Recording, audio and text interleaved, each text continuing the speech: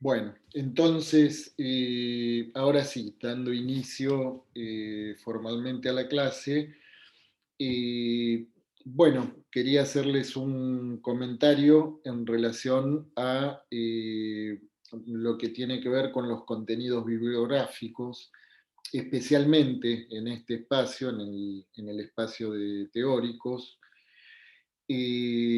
porque es una indicación que va a ser importante que la tengan en cuenta. A ver, nosotros hoy lo que vamos a ver, les voy a compartir pantalla otra vez, ahora con lo relativo al, al tema de la clase. A ver, un segundito. Ahí está, ahí lo tienen en pantalla. ¿Sí? Sí, Sí, sí, sí.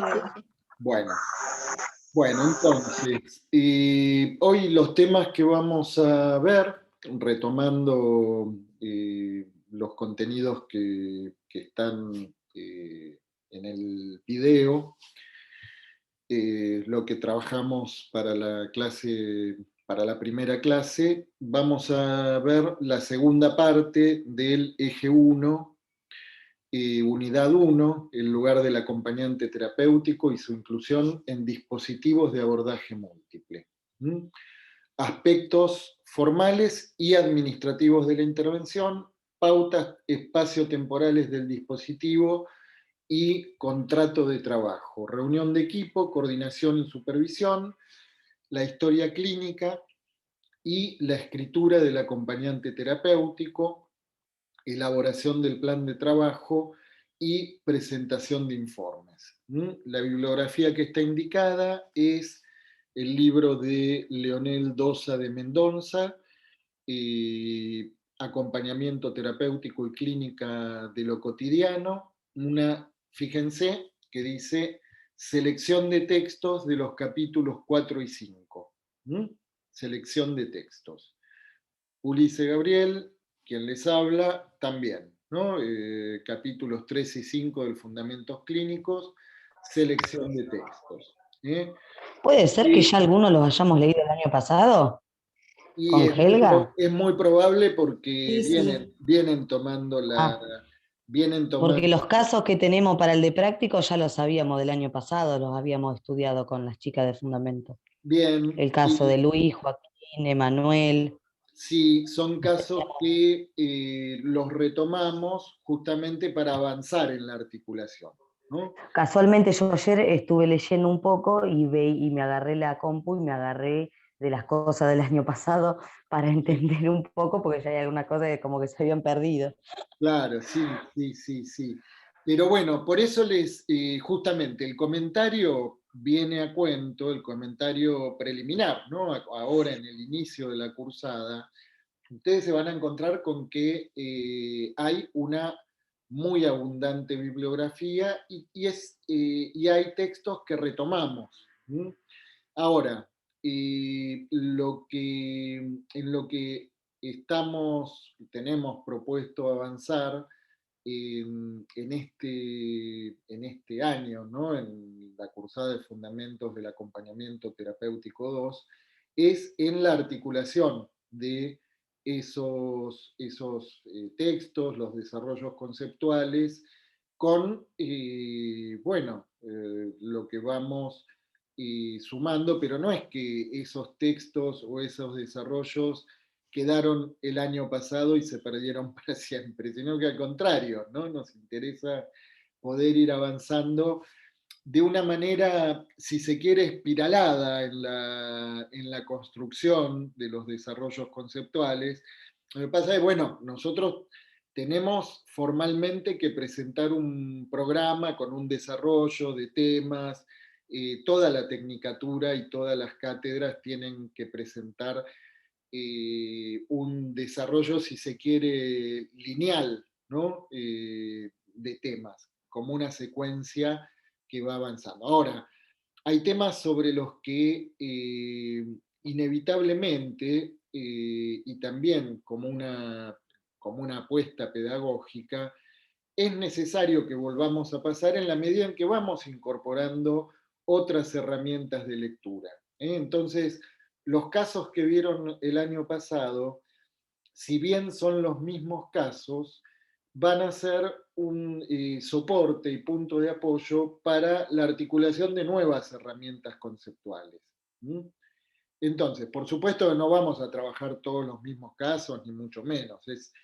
Ahora, lo que también, y es la indicación que les quería transmitir, es que en relación a la bibliografía, yo no voy a desarrollar punto por punto el capítulo 4 y el capítulo 5 del texto de Leonel Dosa.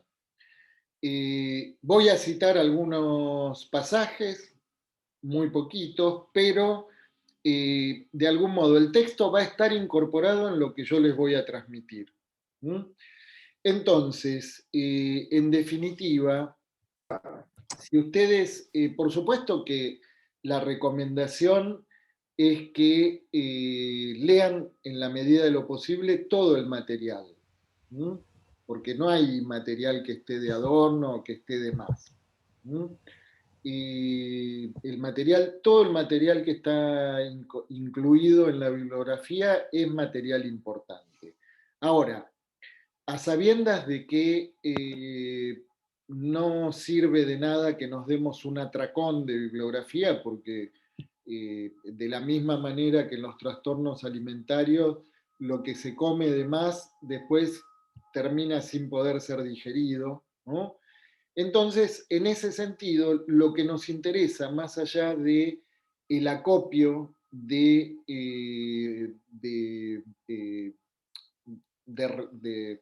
digamos, el acopio de citas bibliográficas o el acopio en la memoria, ¿no? Reproducir textualmente lo que dicen los textos, lo que nos interesa es que puedan ir acompañando la articulación que vamos haciendo de esos textos. En ese sentido, por eso es muy importante que puedan estar presentes en los teóricos, más allá de que se suban los videos, porque es muy importante también que puedan ustedes autorizarse a ir introduciendo las preguntas sobre lo que les está resultando difícil entender, sobre lo que no están pudiendo seguir.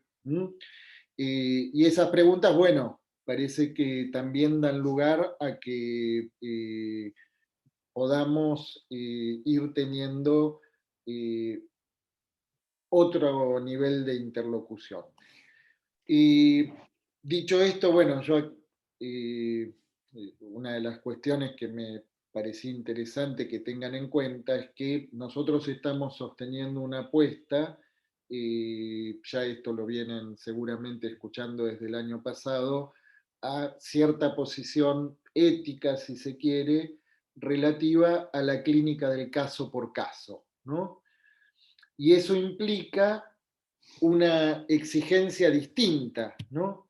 Una exigencia distinta en el sentido de que no se trata de memorizar protocolos de acción, no se trata de memorizar cómo se interviene, sino que de lo que se trata, y esta es la apuesta, es de poder construir a través de esa articulación conceptual que vamos desarrollando, las herramientas de lectura que a ustedes les van a permitir abordar cada nuevo caso, porque sobre cada caso que ustedes en el momento en el que estén en situación de trabajar como acompañantes terapéuticos, en cada caso que van a ser llamados a intervenir, sobre ese caso sobre el que van a intervenir, no hay nada escrito. En general, puede haber, sí, por supuesto, intervenciones previas, puede haber algunas indicaciones respecto de qué es lo que se viene trabajando, pero de lo que va a acontecer en el momento del encuentro con ese sujeto, no hay nada escrito.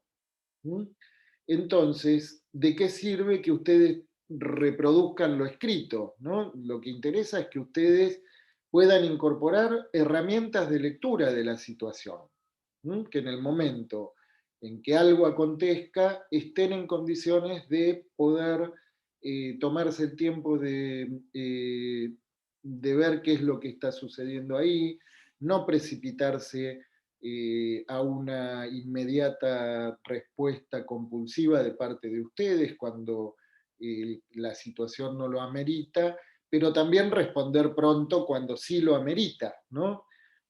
Pero el aquí y ahora del encuentro con el sujeto no está escrito en ningún lado. ¿Mm? En ese sentido, nos parece que no tiene mayor importancia, o por lo menos el acento no va a estar puesto en que memoricen textos. ¿Eh? Bien. Bueno, vamos entonces ahora sí a empezar a desarrollar los temas que están propuestos para la clase de hoy. Y bueno, en relación al primer punto, tiene que ver con los aspectos formales y administrativos de la intervención. En primer lugar, la aclaración de que van a retomar este tema específicamente en el espacio de trabajos prácticos. ¿Mm? Y nosotros aquí nos interesa especialmente pensar estas cuestiones relativas a los aspectos formales y administrativos de la intervención a partir de algunas preguntas clínicas. ¿Mm? Es decir, vamos a abrir algunas preguntas que nos permitan luego volver sobre esos aspectos formales y administrativos de cada intervención. Aspectos formales y administrativos que están en íntima relación con la configuración del encuadre, ¿no? Entonces, una de las preguntas clínicas que nos interesa introducir es qué es lo que diferencia al acompañamiento terapéutico respecto de esas otras prácticas que participan del abordaje múltiple que algunos sujetos requieren, ¿no? ¿Qué diferencia, por ejemplo, en el ámbito escolar, qué diferencia al acompañante terapéutico de la maestra auxiliar? ¿Mm? ¿Qué diferencia la Eso lo intervención? hablamos el año pasado mucho con Helga, ¿Cómo? siempre que eso el año pasado lo trabajamos mucho con Helga, si mal no recuerdo. Lo Ella como estuvieron, que sí, siempre eso lo quiso estuvieron trabajando, sí, sí, sí, sí, y sí. dejar en claro lo que vamos a hacer el día de mañana. Como que hay mucha gente que lo confunde o aún todavía no sabe qué es una T. Sí, hay mucha gente que lo confunde y se podría decir que es una confusión que además se reproduce en el nivel de las solicitudes de intervención, ¿no? Sí. Muchas de esas solicitudes de intervención parten de la institución escolar, ¿no? Muchas de esas intervenciones son indicaciones que se les dan a los padres y son los padres en el momento de solicitar la intervención de un equipo de acompañantes, a veces por referencias personales, a veces por las referencias que le dan desde la escuela, no tienen mucha idea de en qué consiste ese trabajo, cuáles son las claves de la eficacia del trabajo de los acompañantes terapéuticos, de qué depende que esa intervención pueda ser lograda o no. Simplemente a la escuela le interesa que esa niña o ese niño pueda transitar por las aulas sin generar mayores problemas. por supuesto, eso en primer lugar, ¿no? En segundo lugar, en lo posible que pueda aprender algo, ¿no? Pero lo que se verifica es que el punto de mayor interés es que esa presencia no sea en exceso distorsiva, ¿m? No sea molesto. No sea molesta, ¿m? No sea molesta, no afecte en demasía el trabajo de las otras niñas y los otros niños, ¿no?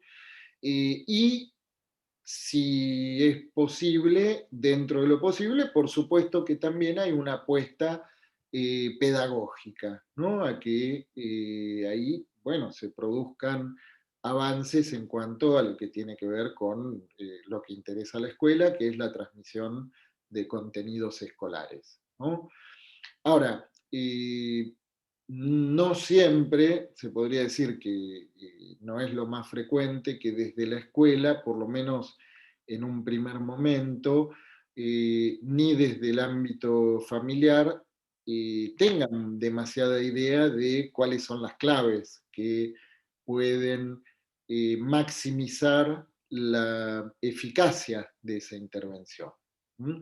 Por eso es muy importante que los acompañantes y las acompañantes sí tengan presente cuáles son esas claves y en donde además muchas veces se pone en juego la necesidad de tomar la palabra, de transmitir algo en relación a eso, ahí donde ni las maestras ni las madres tienen formación en el campo de la salud mental, con lo cual no tienen por qué saber, pero que en la medida en que se les empieza a transmitir algo de eso, bueno, también en muchos casos nos encontramos con que ya la solicitud de intervención para un nuevo caso ya viene planteada de otra manera, ¿no? Entonces, podemos decir que hay un saber que se va construyendo en relación a eso. Hay un saber, por lo menos en algunas escuelas, donde ya hay una experiencia de varios años en relación a la inclusión educativa y al trabajo con acompañantes, de ese punto cero, en donde uno podría decir, se hablaban lenguas extrañas, en algunos casos, en algunas escuelas, fue posible la construcción de un saber compartido, ¿no? Bien, bueno, vamos a avanzar un poquito más.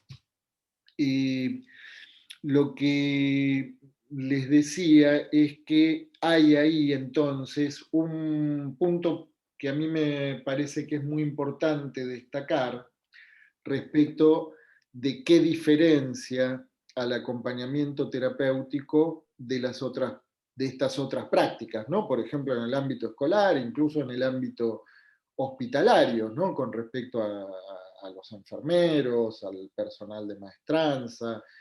Y lo que es, a mi gusto, esencial poder tener presente en el momento, en el punto cero de la intervención y en cada momento de la intervención de un acompañante terapéutico, es que esta intervención se inscribe como una intervención clínica, más allá del escenario por el que se transite, ya sea el escenario escolar, ya sea una plaza, ya sea la familia, ya sea un lugar de internación, es una intervención que se escribe como una intervención clínica relativa específicamente al abordaje del padecimiento psíquico. Es una intervención específicamente indicada en el contexto del tratamiento del padecimiento psíquico.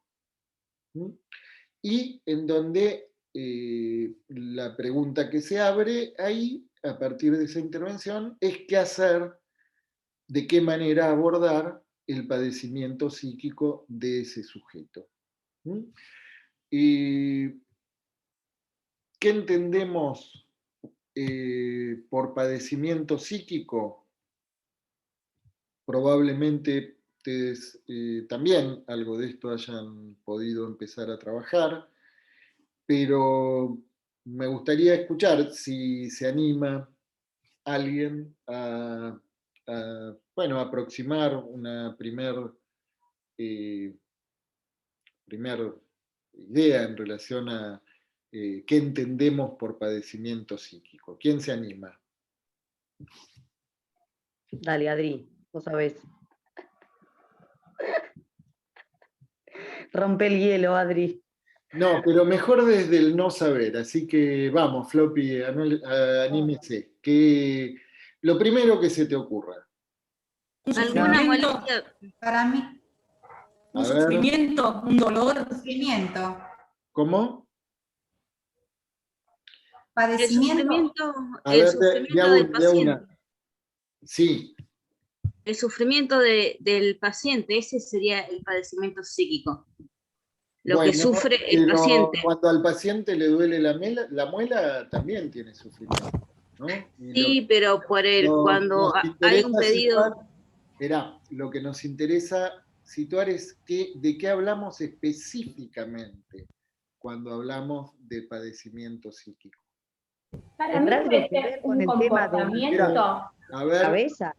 esperen, a ¿Tendrá ver, algo que ver con todo del cerebro, de la cabeza, que es la parte que maneja todo el cuerpo? Como vemos en las clases de psicofarmacología. ¿Tendrá algo que ver con eso? a ver, porque ahí ese dolor de cabeza sería también un dolor localizado, pero estaríamos situándolo en el nivel de un dolor anatómico, localizado, ¿no? Me duele la cabeza, ¿no? Yo me expresé mal. A ver.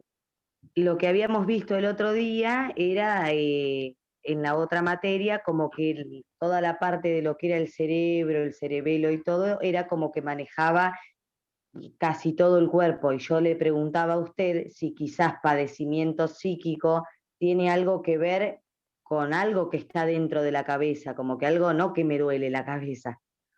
Bueno, Como que algo a está ver, lo que funcionando. pasa es que ahí es necesario hacer una distinción más elemental todavía, ¿no? Ah. Si el aparato psíquico, si podemos hacer coincidir el aparato psíquico con algún órgano anatómico, ¿no? Si podemos hacer coincidir el aparato psíquico, lo que es propiamente la realidad psíquica, si eso tiene alguna localización anatómica. profesor. Y coincide con el soporte anatómico que da el cerebro, el cerebelo, el lóbulo frontal, ¿no? Si es posible hacer esa asimilación entre subjetividad y cerebro, por ejemplo. Sí. ¿Quién? Yo, Ana. Ana, dale.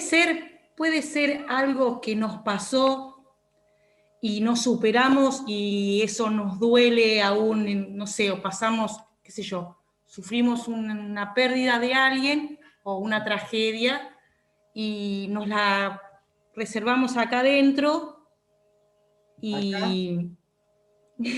o acá. Esa es la pregunta, ¿no? ¿Tiene localización eso?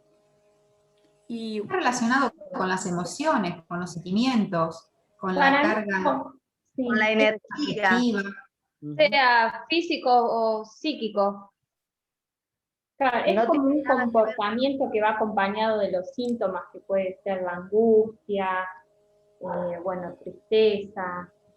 claro, yo por ahí pienso que puede ser algo que nos pasó, por ejemplo, y que, bueno, no lo superamos y lo tenemos como guardado dentro nuestro y es como un sufrimiento que llevamos interno. No sé. Claro, como pues, una perturbación que te va manifestando esas Claro. angustias.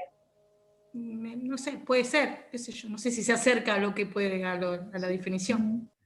No, está bien, son aproximaciones.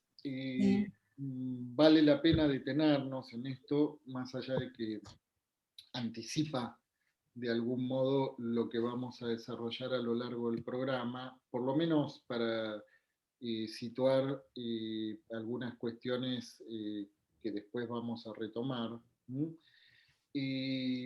Lo podríamos decir así. En primer lugar, la configuración del aparato psíquico, por lo menos tal como se distingue en el ser humano, se distingue por la posibilidad de acceder a la palabra.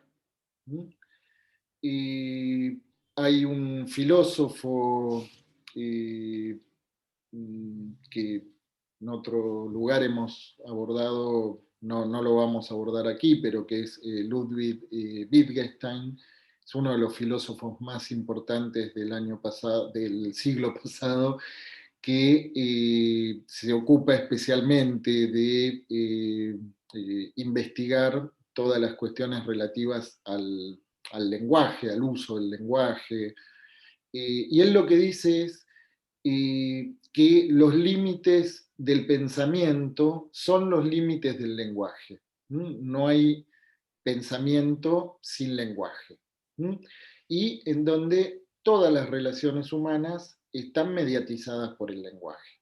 El lenguaje en cualquiera de las formas que se les ocurra, incluido el lenguaje sordomudos, el lenguaje gestual, ¿no? Pero en donde hay algo del orden de la representación, que pasa a tener un valor de transmisión y de comunicación. Ahora, hay una cuestión muy particular, que es si el lenguaje, bueno, ¿de dónde sale el lenguaje? ¿No? Hay experiencias que están documentadas en donde, por ejemplo, en la Edad Media, un rey germánico, Federico III, en la búsqueda de la lengua perfecta, él tiene la idea de que si un niño al nacer no estuviera contaminado con los vicios del lenguaje que le transmiten los adultos, podría hablar la lengua perfecta. La lengua perfecta sería la lengua liberada de malentendidos, ¿no? Que es una de las cosas que caracteriza fundamentalmente al lenguaje.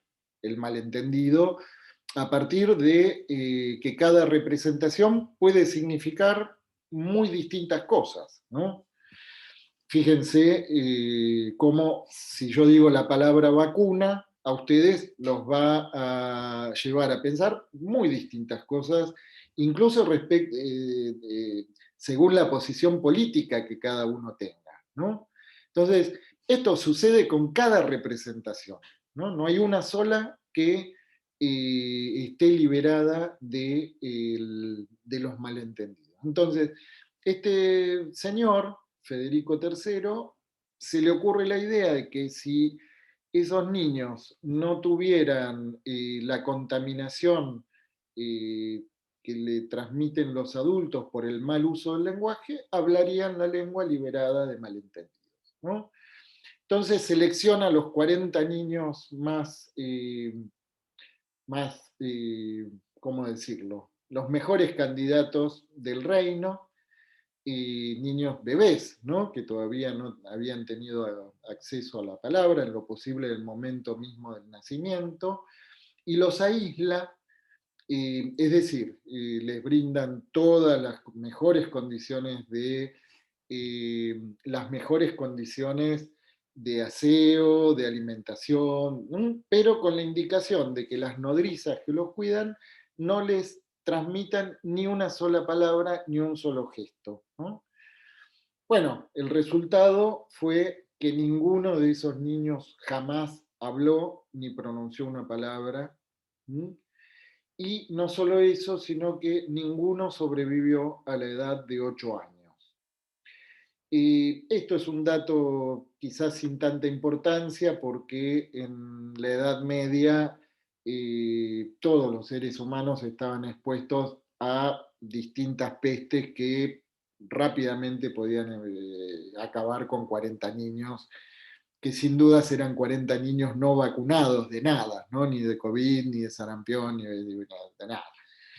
Pero, de todos modos, la experiencia es ilustrativa respecto de que nuestra realidad psíquica, nuestra realidad afectiva, nuestra inteligencia, si quieren, nuestro pensamiento, requiere, nuestro aparato psíquico requiere para su estructuración de un componente que nada tiene que ver con la anatomía.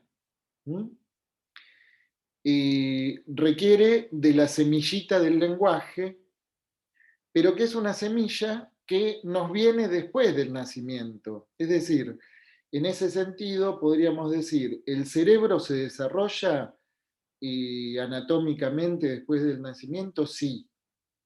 Ahora, ¿el aparato psíquico se desarrolla de por sí solo, después del nacimiento, sin que la anatomía, el sistema nervioso central, sea fecundado por el lenguaje?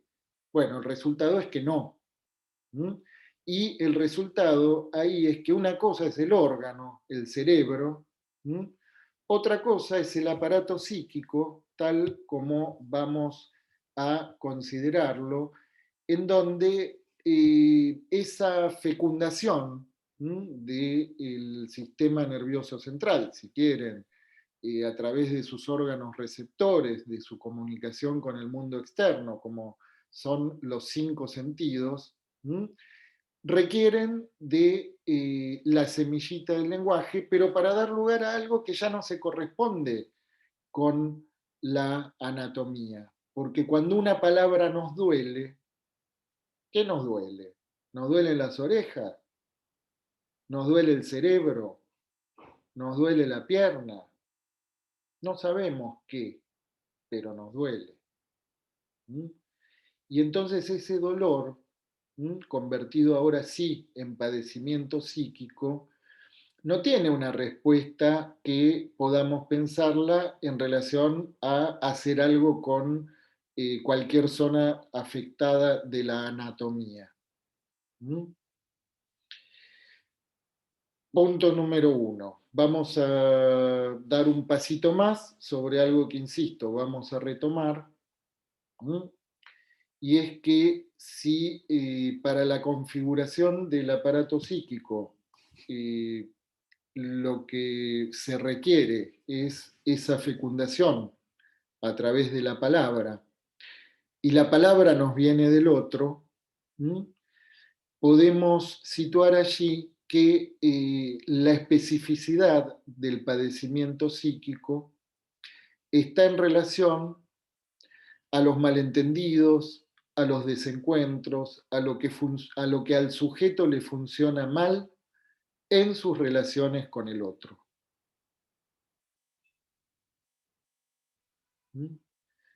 No el hace Principito falta... decía, el lenguaje es, ay, no me acuerdo textual la frase, pero hablaba como que la palabra era el principio de todo malentendido. Digo, quienes leímos el Principito Sí, habla de esto, ¿no? Y después pienso en el lenguaje extendido de no la palabra, sino en otro tipo de lenguaje. sí, Pienso en las personas que no tienen la palabra, sí. pero que hay un lenguaje gestual, afectivo, no sé si entra dentro del tema. Sí, sí, sí, que uno podría decir un lenguaje gestual, ¿está liberado de malentendidos? No, hagan la prueba. ¿Tenés alguna duda? Podemos poner 1.000.000 de ejemplos, Sandra. No, sí. ¿Alguna duda? No. Hay infinitos ejemplos. Infinitos ejemplos. La mirada, me miraste bien, me miraste mal. Sí. Sí, me miraste bien, me miraste mal, te cayó mal lo que te dije cuando a lo mejor ese día a la persona con la que nos encontramos le cayó mal la comida, ¿no? Pero nos guiamos por un gesto, ¿no? Y de pronto ese gesto puede tener infinitas interpretaciones y de hecho a veces puede ser que a alguien le caiga mal algo que dijimos, pero por un motivo completamente distinto al que supusimos. ¿Mm? Y muchas veces lo que sucede es que uno se queda con la certidumbre de la interpretación que tuvo. ¿Mm? Es decir, se queda encerrado en una realidad ficcional. Les doy una mala noticia. La realidad psíquica es una realidad ficcional. ¿Mm? La realidad psíquica es una realidad ficcional justamente porque muchas veces hacemos certidumbre de los malentendidos, hacemos certidumbre de nuestra interpretación de la perspectiva desde donde pudimos ver las cosas en determinado momento, ¿no? Hacemos certidumbre de una perspectiva que muchas veces puede ser meramente contingente. ¿Mm? Sin embargo, hacemos certidumbre, ¿Mm? No son casualidad las certidumbres que solemos hacer, sino que ahí hay ciertas coordenadas de configuración con las que vamos leyendo cada acontecimiento con el que nos cruzamos. Con lo cual, también se podría decir que el aparato psíquico es formador de realidades, porque a cada paso vamos leyendo los distintos signos de la realidad con lo que nos vamos cruzando, haciendo certidumbre a partir de la perspectiva con que vamos mirando cada una de esas cosas, ¿no? Incluido el encuentro con el otro, ¿no? Con lo cual solemos, sin darnos cuenta, configurar siempre las mismas escenas. Solemos configurar siempre los mismos motivos de padecimiento psíquico, ¿no? No sé por qué me dejó, ¿no? Y a los 3 años, después de pasar por una nueva pareja, por una nueva relación de pareja fallida, aparece otra vez el no sé por qué me dejó, ¿no? Las lágrimas son cada vez más gordas, pero la escena no deja de repetirse, ¿no? Y esto lo podemos llevar a una infinidad de ejemplos, ¿no? Ustedes pueden hacer ¿Puede ser una... también la personalidad de cada ser humano? ¿Por eso es que se van repitiendo las escenas? ¿O no tiene Bueno, que ver con eso? lo que pasa es que ahí una cosa es la personalidad, ¿no? Que es lo que podemos observar externamente, ¿no? Entonces uno puede decir, tiene esta personalidad una persona, ¿no? Pues por ahí a mí me Y duele algo, pero a usted le duele otra cosa. esperá, que quedó a medias la respuesta. Esperá. Uno desde afuera puede decir, eso es la personalidad, ¿no? Sin embargo, cuando tenemos ocasión de tratar, de abordar clínicamente a ese mismo sujeto, podemos encontrar cuáles son los distintos factores internos que tienen como resultado sintomático esa personalidad. ¿Mm? Entonces, la personalidad es el síntoma externo de algo que no sabemos, que en la vida del sujeto fue produciendo determinado modo de estructuración subjetiva, cuyo resultado visible es la personalidad. Personalidad es, se podría decir, la punta del iceberg de la estructura subjetiva. ¿Se entiende la diferencia? También vimos, En psicoanalítica vimos la compulsión a la repetición, la pulsión de muerte, estaría relacionado. Sí, efectivamente, porque y eso tiene que ver con otro concepto que surge también como en su valor conceptual, ¿no? En su valor clínico, que es el concepto de goce, ¿m? Que es que efectivamente frente a los mismos desencuentros, frente a las mismas situaciones, frente a lo que no funciona, se suelen buscar las mismas formas de resolución, ¿no?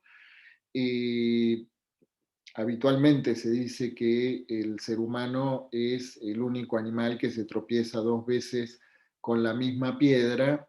Lo que podemos agregar es que se verifica que va a buscar la piedra para volver a tropezarse, ¿no? Y ahí el concepto de compulsión de repetición, esa repetición, ¿no? Es al mismo tiempo la búsqueda de pasar por ahí sin tropezarse, pero en donde hay un punto en donde esa escena pasa a tener cierta ganancia de placer, ¿no? Y entonces ahí el placer, ¿no? El supuesto placer, esa ganancia de placer que ahí se encuentra, por ejemplo, me gusta ir a pasear siempre por el mismo lugar del campo, ¿no? Esa ganancia de placer en la repetición, ¿no?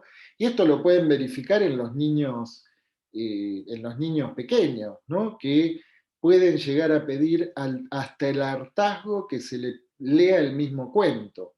¿Mm? Y de la misma manera pueden llegar a generar situaciones que terminan mal también en la búsqueda de cierto límite, ¿no? Entonces, en ese sentido, esa ganancia de placer en algo que sin embargo nos lleva a la muerte es lo que se entiende como goce mortífero o como pulsión de muerte. ¿Mm?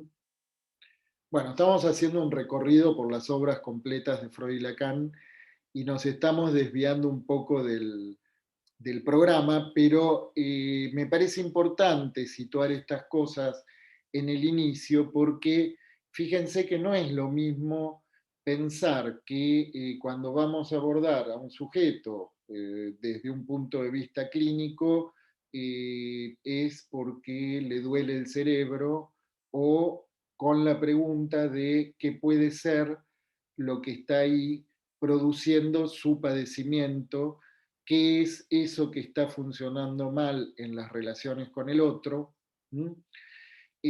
porque si están funcionándole mal a ese sujeto todas las relaciones con el otro, o por lo menos no tenemos ahí alguna pista de qué es eso que está atascado ahí, podemos suponer que eso mismo se va a reproducir en el espacio del acompañamiento terapéutico, ¿no? Eso mismo se va a reproducir en cada uno de los escenarios por los que transita ese sujeto.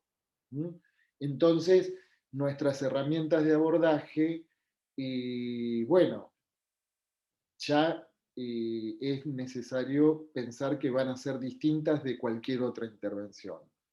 Porque en primer lugar, para que haya posibilidad de que tenga lugar cualquier intervención, primero es necesario que el acompañante terapéutico, quienes intervienen en el campo de la salud mental, se distingan de esas otras relaciones que le funcionan mal al sujeto en el encuentro con el otro, ¿no? Y esa distinción, bueno, vamos a abordarla más adelante, pero es la clave de la intervención. Nosotros vamos a situar ahora algunas cositas más relativas a lo que tiene que ver con las pautas administrativas, en general las pautas del encuadre, pero parece que es importante tener esto presente porque también esto nos va a resultar importante considerarlo a la hora de abordar esas cuestiones administrativas, las cuestiones relativas al contrato, relativas al plan de trabajo, y tiene consecuencias que no tengamos nada, que no tengamos ninguna idea respecto de a qué estamos convocados a intervenir. Digo, no estamos convocados a intervenir para cumplir simplemente con las pautas administrativas, ¿no? Y hay ahí una conjugación a veces muy difícil, hay una tensión a veces enorme entre las pautas administrativas y los requerimientos del sujeto, ¿no? Y en medio de esa tensión, muchas veces está el acompañante terapéutico. Y son, bueno, esas cosas con las que tenemos que maniobrar. Bueno, vamos ¿me siguen hasta acá? Sí, yo me quedé pensando. Sí, Adriana, Sí, dale. supongamos que estamos con una persona, que tenemos que hacerle el acompañamiento a una persona que precisamente tiene esta dificultad, que tiene este problema, que ya sabemos que podemos tener un problema en el acompañamiento terapéutico. Dijo usted recién que tenemos que hacer una distinción en las herramientas para tener una relación diferente a las otras. ¿Y Sí, cómo sería? ¿Qué herramienta? ahí vamos, Ujú. allá vamos. Bueno, ¿Eh? Bueno, vamos a avanzar un poquito en el desarrollo entonces. Bueno, entonces, estamos situando ahí esto que recién empezamos a desarrollar, ¿no? Y justamente la pregunta es qué tiene que ver esto, ¿no? Lo relativo a este lugar al que somos convocados a intervenir en relación al tratamiento del padecimiento psíquico, qué tiene que ver esto con la configuración del encuadre, ¿no? Y yo les voy a proponer como punto de partida cierta hipótesis de trabajo, que es que en la configuración del encuadre, en el contrato de trabajo, en el plan de tratamiento, hay en el punto de partida una conexión íntima con aquello que se juega en el establecimiento del vínculo del sujeto con quien sea que inaugure transferencialmente el dispositivo de tratamiento. Esto está en relación a una pregunta que ahora vamos a retomar, que propone Leonel Dosa en el capítulo 3 de su libro Acompañamiento terapéutico y clínica de lo cotidiano, que es, la pregunta es, ¿cuándo comienza un acompañamiento terapéutico? ¿Cuándo comienza un acompañamiento terapéutico? Bueno, vamos a tomar algunos fragmentos del texto de Leonel, del capítulo 3 y del capítulo 4 y del capítulo 5, unos fragmentos muy breves que están en relación a las pautas tempoespaciales del dispositivo y el contrato de trabajo, y lo que vamos a desarrollar también tiene que ver con las infinitas variantes en la configuración del encuadre y la pregunta de cómo establecer los límites en esa, diríamos, ya a esta altura muy difícil de enumerar, ¿no? De enumerar también. ¿Cuántos modos posibles hay en que se inicie un acompañamiento terapéutico y ya si ese inicio es infinitamente variable, ya esto nos da la pauta de la infinita variabilidad de las configuraciones del encuadre, ¿no? Y de los planes de trabajo. Pero bueno, vamos al texto de Leonel. Cito a Leonel Dosa en el capítulo 4 de su libro. Él dice: los ejes organizadores para conceptualizar acerca del encuadre son tiempo, espacio, y él va a llamar actitud a un término que está vinculado con lo que nosotros vamos a trabajar en relación al vínculo entre el acompañante y el usuario. En este capítulo, dice Leonel, en el inicio de ese capítulo 4, analizaré algunos aspectos del encuadre más directamente relacionados con la actitud mental y conductual del acompañante terapéutico, es decir, ya con su posición en el vínculo, y en el próximo capítulo, el tiempo y el espacio.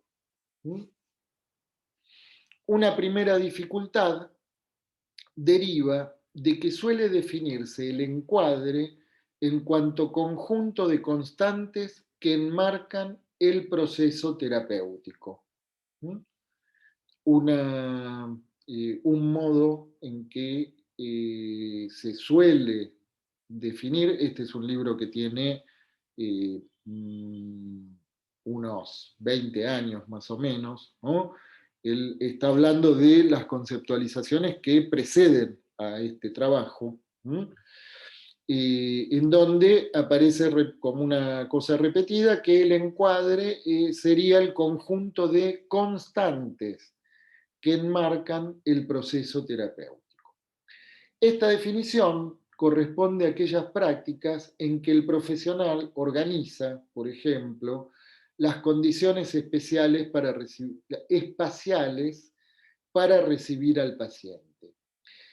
Sin embargo, por ejemplo, él cita el ejemplo del psicoanalista, ¿no? En donde el psicoanalista en su consultorio tiene el diván, tiene preparado el espacio por si son entrevistas cara a cara, para las primeras entrevistas, en fin, hay una preparación de ese espacio en el que se va a recibir al usuario o al sujeto, ¿no?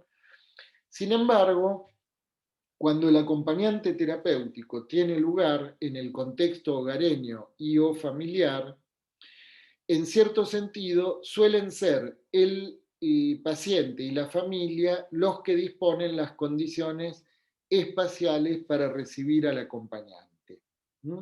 Se invierten los términos. Ahí se invierten la lógica de la hospitalidad, por ejemplo. Y el acompañante ya no es quien dispone de las condiciones ambientales o en fin, lo que tiene que ver con la ornamentación del encuadre, ni la disposición de los muebles, ni nada, ¿no? Sino que al contrario, se encuentra con eso ya dispuesto.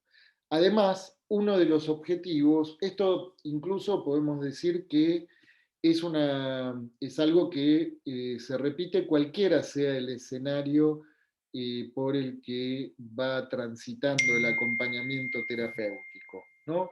En donde aún en el caso de que transcurre en la institución, también la institución dispone de las coordenadas de ese espacio. Entonces, ahí lo que dice Leonel es que además uno de los objetivos del acompañamiento consiste en potenciar hasta cierto punto una constante inconstancia de las constantes, en lo que se refiere a los espacios frecuentados por la pareja acompañante-acompañado. Es decir, que lejos de que el objetivo sea que se manejen, que se mantengan constantes las coordenadas del encuadre, de parte del acompañante se podría situar que, o en el acompañamiento en general, que en cierto sentido se impulsa una inconstancia de las constantes. Justamente ahí donde el acompañamiento está convocado en su potencialidad de permitir un movimiento de apertura de esas coordenadas en las que el sujeto se encuentra encerrado. Entonces el acompañante no está ahí para confirmar la solidez que tienen los ladrillos de las paredes, ¿no? Sino justamente si hay paredes a nivel de las coordenadas del dispositivo, bueno, ver por dónde se puede abrir una ventana de salida, ¿no? Una ventana de salida ¿hacia qué? No hacia el abismo, obviamente, ¿no? Sino hacia aquello que le permita al sujeto empezar a configurar sus propios espacios, que ya no pueden ser ni los del entorno familiar ni los de la institución. Ahora, si nos encontramos ahí con las paredes absolutamente rígidas como coordenadas del encuadre, bueno, eso empieza rápidamente a ser obstáculo a los mismos objetivos del acompañamiento terapéutico. ¿Me siguen? Bueno, entonces, estos elementos problematizadores que delimitan las especificidades de la clínica de lo cotidiano demandan una conceptualización en términos de paradoja, la inconstancia de las constantes. Y, por otro lado, el encuadre ambulante y abierto. Ahí vamos a tener una particularidad que introduce Lionel en términos de que el encuadre en el acompañamiento terapéutico podemos definirlo como un encuadre ambulante y abierto. Hay una indicación que tiene que ver con esto que anticipábamos, que es ese punto central que está en relación con el vínculo. Él lo dice así, después lo vamos a retomar. Dice, además veremos que en determinados momentos de la relación terapéutica, la actitud mental y conductual del acompañante suele caracterizarse por la paradoja de la actuación contratransferencial, ¿no? Traduciéndolo, por un lado podemos decir que el término de contratransferencia es un término que entraña sus complejidades y de hecho es un término que Freud sí lo menciona pero no lo retoma, lo descarta, y en lugar de contratransferencia sería esa reacción que produce en el psicoanalista o en el acompañante o en quien esté trabajando en el campo de la salud mental con un determinado sujeto, ¿no? Lo que produce el encuentro, por ejemplo, con algo del orden de la pulsión de muerte, con algo del orden de la agresividad, con algo, en fin, lo que produce que nosotros más que como contratransferencia vamos a introducir otra palabra que es la afectación que produce el encuentro con el sujeto del lado del acompañante. ¿Y qué se hace con esa afectación? Que es una pregunta fuerte, pero que es una pregunta decisiva. Porque nosotros estamos ofrecidos a la afectación. Porque es de eso de lo que el sujeto padece. De lo que el sujeto padece es de encontrarse en situación de sufrimiento, de él mismo lastimar, en los intentos de salida de ese padecimiento, con lo cual, para poder captar algo de lo que al sujeto le acontece, inevitablemente en algún momento nos encontramos transitando por ahí. Transitando por ahí quiere decir expuestos a quedar afectados por esa agresividad que el sujeto no puede controlar, que lo desborda, por la potencia destructiva de sus palabras, y inevitablemente nos vamos a encontrar experimentando de nuestro lado algo en términos de nuestra propia afectación. Alguna palabra nos duele, nos provoca,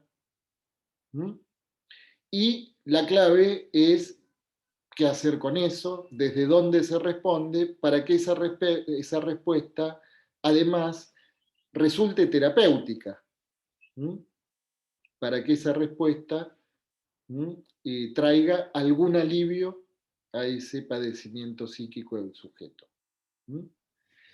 Voy a leer otro fragmento, esta vez del capítulo 5. Profe, perdón que interrumpa. Sí. Sí. Ana y Pilar quieren conectarse, están esperando. Bueno. Ana y Pilar, bien.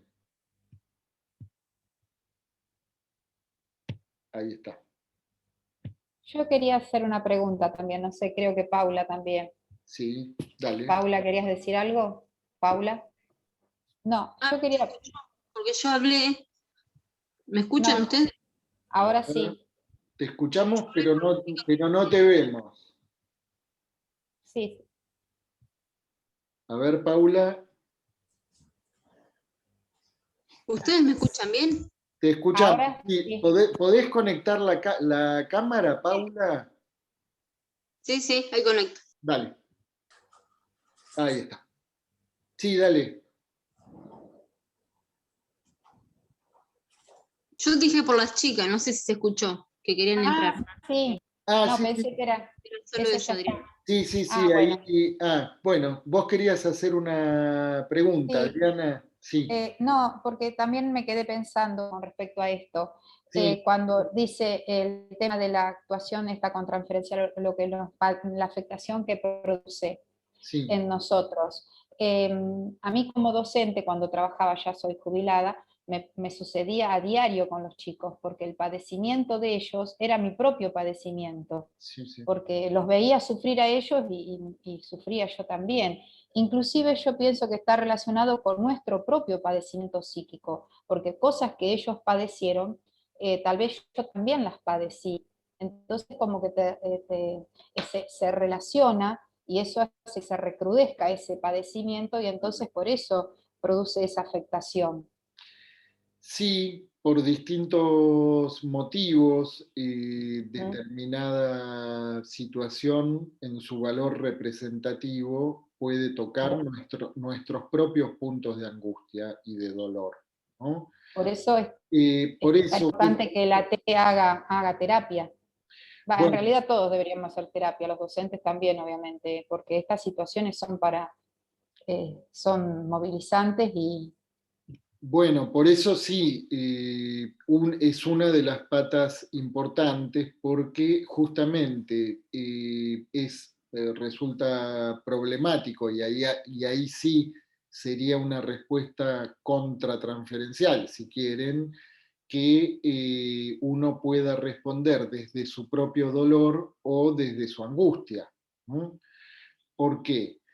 Porque bueno, desde el propio dolor uno puede compadecerse, pero el compadecimiento difícilmente resulte terapéutico, difícilmente haga otra cosa que darle más consistencia a ese dolor, pero difícilmente permita algún modo de resolución de esa situación que está ahí afectando al sujeto, ¿no?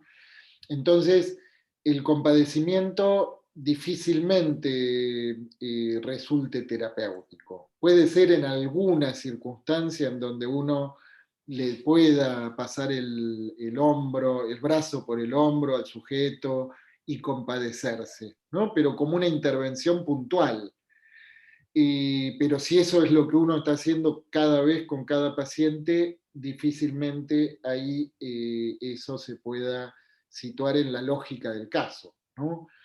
Y de la misma manera, si uno responde desde su propia angustia, el riesgo es que desde su propia angustia uno responda sintomáticamente, ¿no?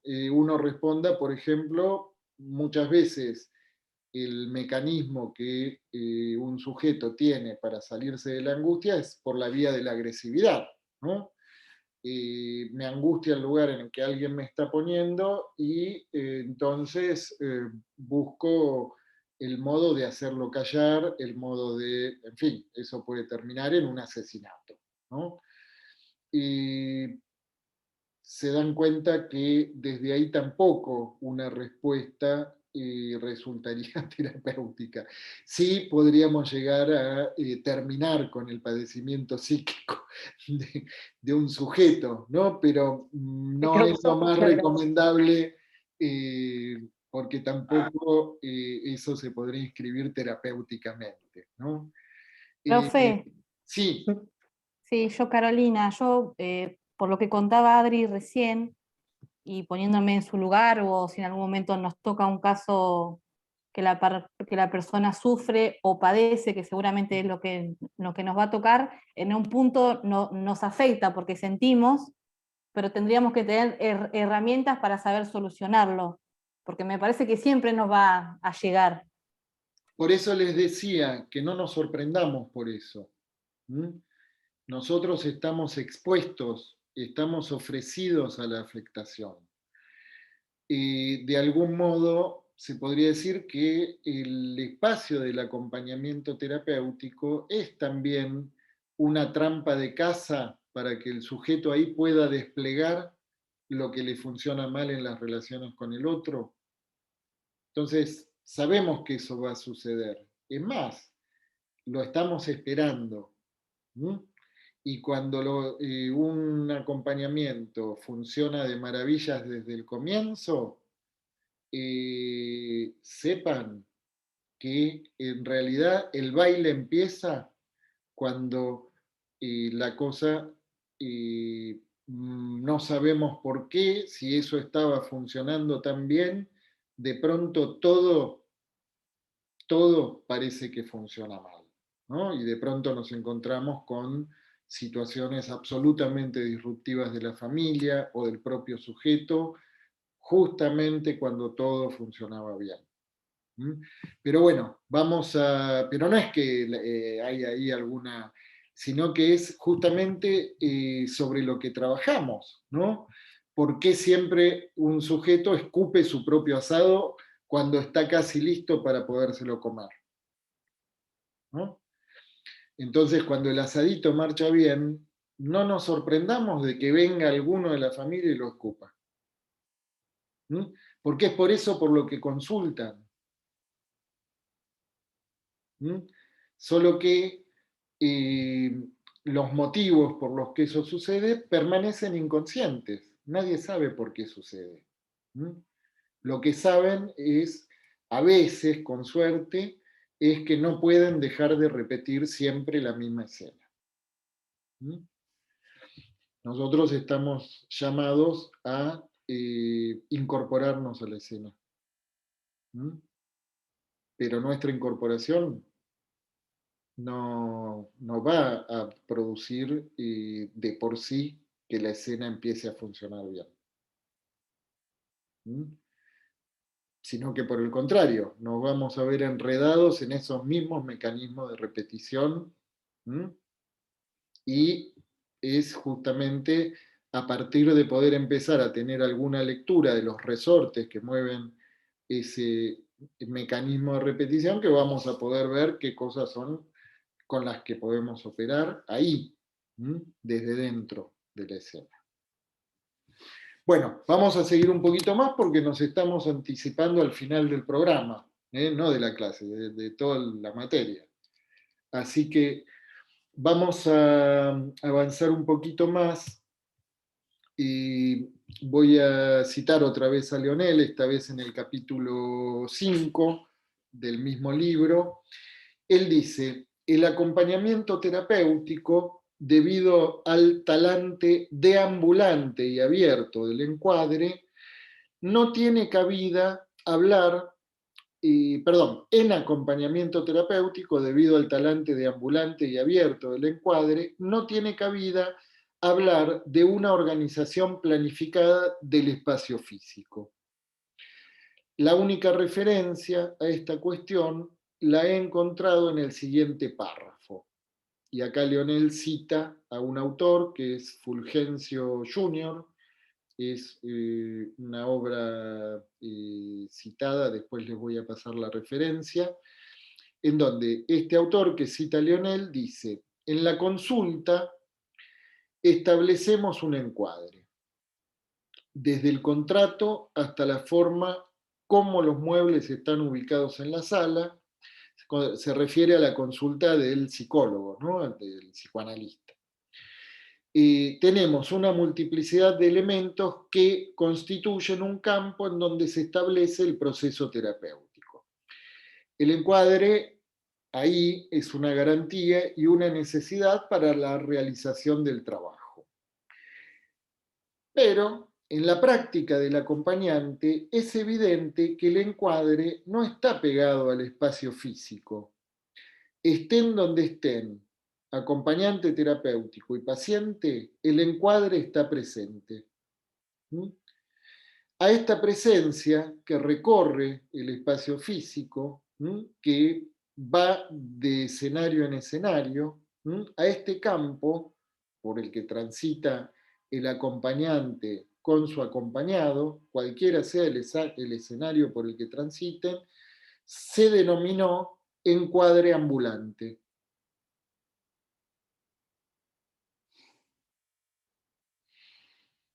Si bien esta noción de encuadre ambulante apunta a que no es posible definir el encuadre en términos estrictamente espaciales, sugiero, dice Leonel, pensar acerca del encuadre en términos de espacios físicos vinculares, en el sentido de que determinados patrones vinculares se organizan en función de los espacios físicos que en que el acompañamiento tiene lugar. Nosotros vamos a agregar algo más, y es que en realidad vamos a introducir otra hipótesis, que es que las coordenadas del encuadre van a poder situarse en relación a la configuración del vínculo. No ya en relación a esa diversidad de espacios por los que se transita o por los tiempos que se pautan, sino por el modo en que se va configurando y reconfigurando el lugar del acompañante terapéutico en el vínculo con el sujeto. Es recién a partir de ahí que esa delimitación en términos de un encuadre se puede empezar a configurar. Fíjense que entonces tenemos un desdoblamiento, ¿no?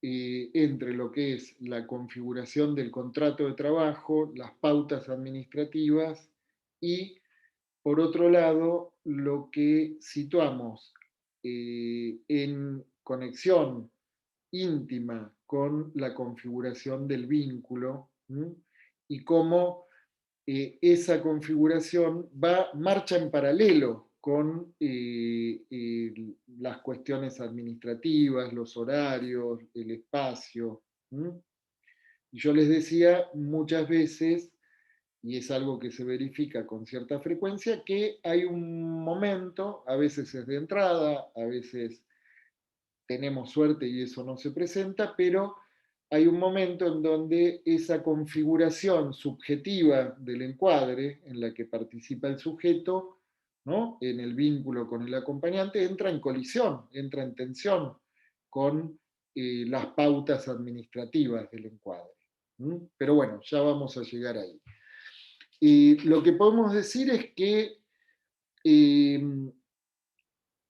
se podría esperar una saludable fluctuación entre la constancia y la diversidad, ¿no? Porque también es cierto que hay muchos pasajes de un tratamiento y de un acompañamiento terapéutico en donde el caso requiere que haya cierta fijeza de coordenadas, ¿no?, de que el almohadón esté siempre en el mismo lugar, ¿no?, que determinado florero esté siempre en el mismo lugar, ¿no?, que los horarios estén siempre en el mismo lugar y los espacios que se transitan sean siempre los mismos y del mismo modo. ¿No?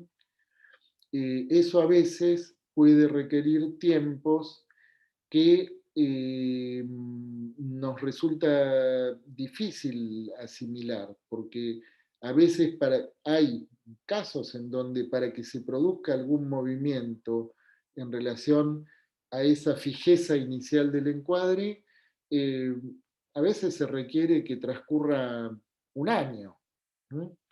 Digo, son tiempos que no son mensurables a priori, ¿no? ¿Cuánto tiempo puede llegar a ser necesario para que se produzca determinado movimiento? Eso es algo que difícilmente lo podamos establecer a priori. Sin embargo, nos es solicitado un plan de tratamiento que nos diga, aunque sea presuntivamente, cuánto tiempo nos va a llevar.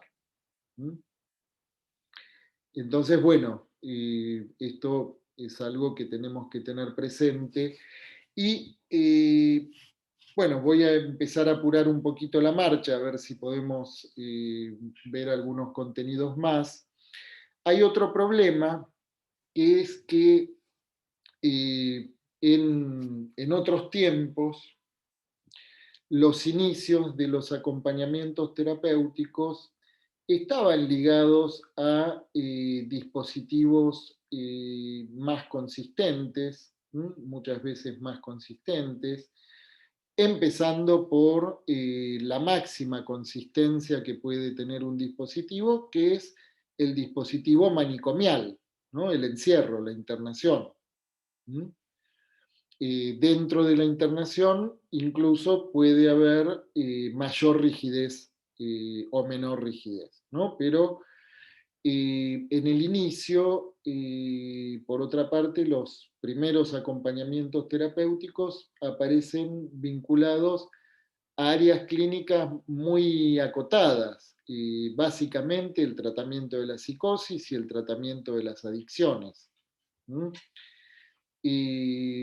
Y el comienzo de un acompañamiento terapéutico podía ser porque lo solicitaba una institución, porque lo solicitaba un analista, y no había mucho más. Podía ser en forma ambulatoria, porque ese paciente estaba asistiendo a una clínica de día, o podía ser para pensar una externación, porque se había ya transitado un tiempo de internación y se estaba pensando en la salida de ese sujeto, pero no había muchos más inicios. Hoy nos encontramos en un tiempo en donde la fragilidad de Profe, Sí, lo interrumpo un minutito. Hay una compañera intentando entrar, si la puede aceptar, por sí, favor. a ver, Gracias. ya la acepté. Ya la acepté y les pregunto, estas son horas de venir, pero bueno. Bien, ahí. Entonces, a ver, porque les decía, nos encontramos en un momento en donde...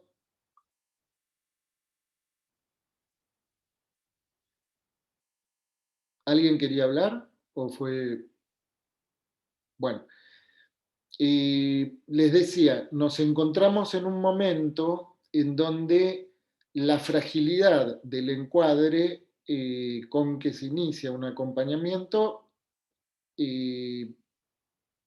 puede llegar al máximo de fragilidad. Por ejemplo, puedo tomar como referencia, y esto es algo que se observó a partir de la pandemia especialmente, pero es algo que viene sucediendo desde hace tiempo, a partir de la apertura de las redes sociales, en donde viene sucediendo que directamente un usuario pone en Google acompañante terapéutico y se contacta con la oferta que aparece directamente el usuario. Esto tiene que ver en buena medida con la difusión que tiene en nuestro país el acompañamiento terapéutico.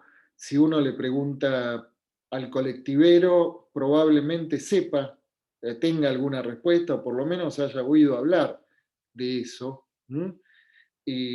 Antes decíamos los taxistas, ¿saben? Pero vamos a llevar más a profundizar la encuesta, ¿no? Si uno podría decir, de pronto, es una figura que pasó a ser parte de la cultura popular en nuestro país.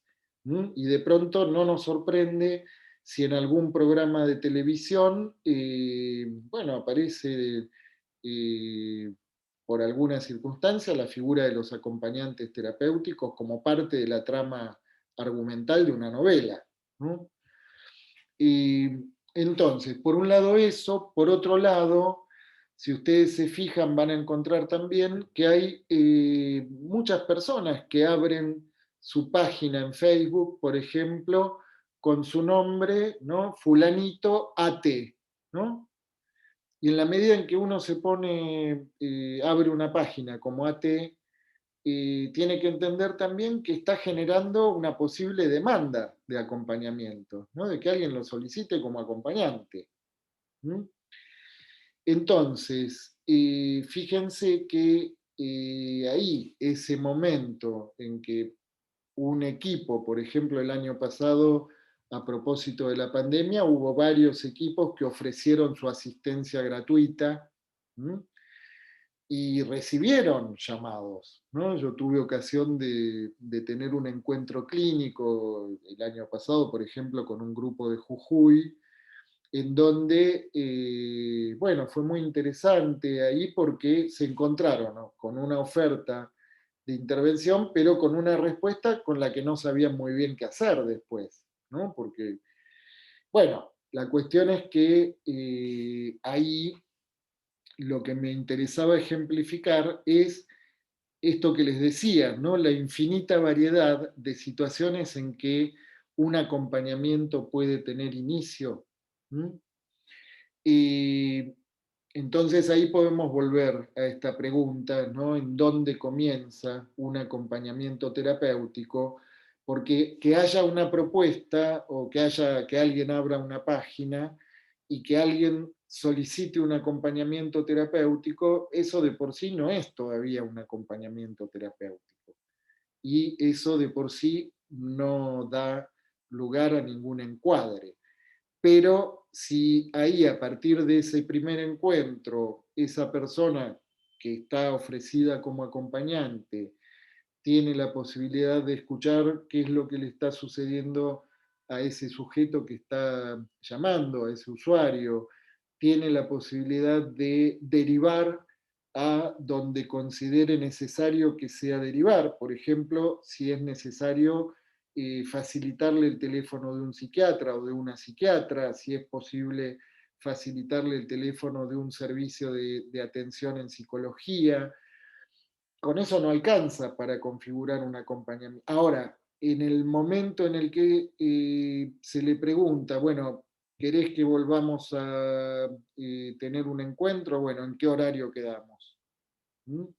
Entonces ahí empieza a esbozarse una posibilidad de encuadre, ¿no? Ahora, si de eso después resulta que al encuentro siguiente, ese sujeto que llamó por primera vez desesperado, pero que se sintió contenido y entonces tomó el teléfono que le pasó quien lo atendió para que consulte una psiquiatra, y en ese segundo encuentro resulta que se comunicó con la psiquiatra y que entonces, bueno, entonces ahí estamos viendo cómo desde la nada misma prácticamente se empieza a configurar un encuadre.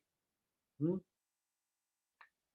En el otro extremo, lo que les decía, ¿no? En los inicios, el dispositivo manicomial y la búsqueda de recursos alternativos a la externación y al dispositivo manicomial. Entonces nos encontramos en un momento muy productivo, ¿no? Pero que justamente por eso requiere de que tengamos la posibilidad de contar con las herramientas de lectura necesarias para lo que nos estamos ofreciendo, ¿no? O con lo que ustedes, llegado el caso, se van a ofrecer. Bueno, hay algunas puntuaciones más que en todo caso yo voy a compartirles el texto. En realidad es una puntuación, no es el texto, les comparto la puntuación y voy a compartirles también el video de lo que estuvimos viendo ahora. ¿Eh? Pero bueno, tenemos unos 5 o 10 minutos. Si quieren, podemos dar lugar a algunas preguntas.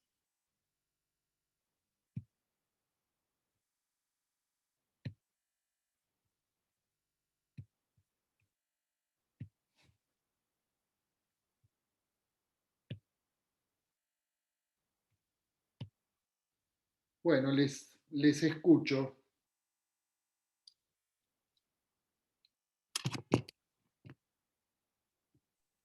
Me parece que nos cansamos, Gabriel.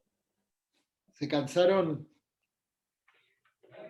Yo más que pregunta es por ahí, a ver, reflexionar sobre esto que hablabas vos de, para que vuelvo al concepto que me lo olvidé, de la afectación que nos pasa como AT o en los acompañamientos. Si bien yo no soy AT, cumplo a veces funciones de AT en mi trabajo. Y muchas veces me veo afectada. ¿Cuál es tu trabajo? Mi trabajo es vicedirectora en una institución de personas con discapacidad mental. Ajá. Sí. Pero si bien no cumplo rol de acompañante, o sea, pero más de una vez me encuentro en esa función de acompañar. Sí. Y me pasa con una paciente que me afecta mucho porque en su pedido de ayuda, a mí me conmueve mucho y no quiero actuar desde la lástima ni desde la compasión, porque a veces me dice, por favor ayúdame, no sé qué me pasa. No sé por qué estoy así. Es una paciente que tiene algunos rasgos de depresión y si bien tenemos todo un componente de intervención en equipo, y lo charlo mucho en mi terapia y lo charlo mucho con el equipo interdisciplinario. Bueno, pero ahí, por eso que van a encontrar que es nuestro punto de llegada en el esquema de la clase que yo les voy a compartir, que es la respuesta a esta pregunta, ¿no? Respecto de qué es lo que podemos hacer con nuestra propia afectación, ¿no? Cómo pasar de que eso pueda ser algo paralizante o algo que nos mueva a una respuesta improcedente, una respuesta equívoca, una respuesta desde nuestro dolor, una respuesta desde nuestra propia historia neurótica, una respuesta, ¿no? Cómo pasar de eso a ponerlo en valor y en su pleno valor de productividad. La afectación nuestra, estoy diciendo. Sí, sí, sí. Y los recursos que contamos, y que es importante situarlos como parte del encuadre y como parte del dispositivo, es, en primer lugar, la reunión de equipo, ¿no? Ese es el primer lugar, pero hay cosas que no se llegan a poder visualizar en la reunión de equipo porque muchas veces es el equipo mismo el escenario del despliegue de eso que le acontece al sujeto, ¿no? Eso que le funciona mal. Y muchas veces lo que le funciona mal es eso que aparece como su propia fragmentación subjetiva. ¿Qué quiere decir eso? Y que con alguno se lleva amorosamente bien, con el otro no, ¿no? Y cada uno de los profesionales intervinientes en realidad tiene una experiencia muy distinta con el mismo sujeto. ¿Qué pasa en una reunión de equipo? Y ninguno se pone de acuerdo, si están hablando de distintos sujetos, ¿no? Entonces, ¿qué es lo que permite la salida de esa encerrona? Una supervisión externa.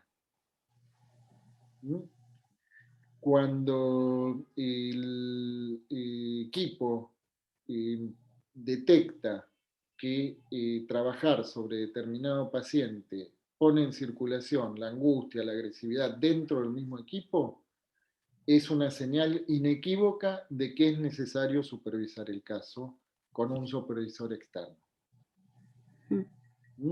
Porque eso que está puesto en circulación como malestar en el seno del equipo, habla de la realidad psíquica del sujeto. Por supuesto que si siempre en el equipo, no importa de qué paciente se trate, se repiten las mismas peleas, ya eso no tiene que ver con el caso, ¿no? Pero son cuestiones que también son partes de la supervisión externa. Por el tema de la objetividad que puede tener el supervisor externo, que al estar metidos en el caso se pierde un poco esa objetividad, ¿no? Claro, Entra en yo juego diría, nuestra propia subjetividad. yo diría más que por el tema de la objetividad, por la posibilidad de tener una lectura de la subjetividad, ¿no? De lo singular de lo que se pone en juego en el equipo, ¿no? Entonces, por eso insistimos tanto en que el análisis personal es una herramienta fundamental, las reuniones de equipo son una herramienta fundamental y la supervisión externa también es parte del dispositivo y parte del encuadre, y al mismo tiempo son tres instancias que no es que una reemplaza a la otra, ¿no? Sino que son complementarias y están en íntima conexión. Por supuesto que no necesariamente una supervisión externa tiene que tener una regularidad determinada, ¿no? Y las reuniones de equipo a veces es recomendable que sí tengan cierta regularidad, ¿no? No necesariamente, pero suele recomendarse y en algunos casos es importante. Y el análisis personal, yo les diría que si trabajamos con nuestra propia afectación, bueno, tenemos que tener despejado, tenemos que tener bien calibrado nuestro propio instrumento. Tenemos que tener localizadas nuestras propias zonas de angustia, nuestras propias zonas de dolor, porque si se nos confunden con lo que despliega el sujeto en relación a eso, no vamos a hacer más que un enchastre atrás de otro, ¿no? Enchastres de afectación. Y difícilmente eso tenga un buen resultado a nivel terapéutico. Bueno, yo llegaría hasta aquí. Profesor, Sí. Yo pienso eso mucho en mí, en cómo soy yo, Sí, porque, por ejemplo, algo, no sé, me afecta cuando veo algo así. El otro día, por ejemplo, la semana pasada, yo viajé con mi bebé al Hospital Garrahan, en la primera vez, sí, y salí muy afectada ahí adentro, muy, no sé, por poco lloraba con situaciones que vi. sí, sí. Entonces yo digo, ay, lo que estoy estudiando, voy a servir, voy a poder ayudar a otro, porque salí No, con no, tanta angustia, y yo no. digo, y eso que fui una vez, que bueno, el mes que viene tengo que ir de vuelta, pero es un mundo ahí adentro, es un mundo muy especial, que bueno, que salí muy, no sé, después me agarré angustia y quedé un poco hasta que después se me pasó. Está bien. De todos modos, Ana, te podrás imaginar que no podemos hacer un diagnóstico personal, ¿no? Sí, en todo caso, por supuesto que la maternidad de por sí introduce un estado de afectación, especialmente en el primer tiempo, ¿no? Claro. En que se transita la maternidad, y transitando en los primeros tiempos de la maternidad, entrar al Hospital Garrahan es como entrar al tren fantasma, ¿no? Donde Sí. uno se puede encontrar con toda la galería de los fantasmas y de los temores que una mamá tiene, ¿no? Con lo cual te diría que si saliste afectada por eso, es un síntoma de buena salud, ¿no? Sería difícil hacer un diagnóstico si pasás por ahí en esas circunstancias y te resultara eso indiferente, ¿no? Ahora, lo que podemos decir es que una cosa es la afectación que uno va teniendo por la vida con las distintas cosas, ¿no? Otra cosa es cuando uno tiene una responsabilidad profesional, ¿m? Sobre la afectación y el dolor del otro, ¿m? De ese al que estamos asistiendo. ¿M? Entonces ahí en la sala del Hospital Garrahan, con tu bebé en brazos, vos y tu bebé son el centro del universo, y así está bien que sea. ¿M? En el momento de, bueno, aprovechamos para saludarla. Ahora, en el momento de una situación clínica, qué bonita, ¿cómo se llama? Segundo, Segundo. No distinguía bien. Bienvenido, Segundo, entonces.